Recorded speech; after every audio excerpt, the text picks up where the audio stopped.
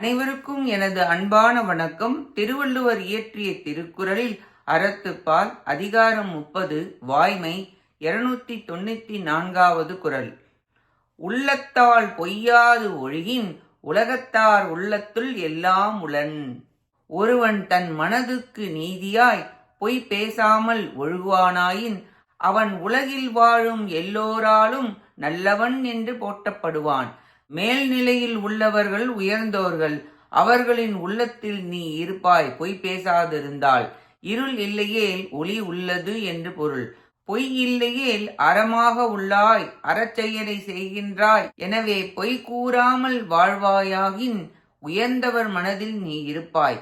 பொய் சொல்லாமல் இருத்தல் மெய் சொல்லுதல், மெய் ஒழுகுதல் மேல்நிலை.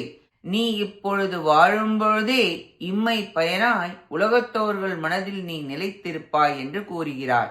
பொய் பேசாதவனே உயர்ந்தவன், நன்கு மதிக்கப்படுவான் என்று விளக்குகிறார். இக்குறளால் வாய்மை உடையவனின் இம்மை பயன் கூறப்பட்டது. நன்றி, வணக்கம்.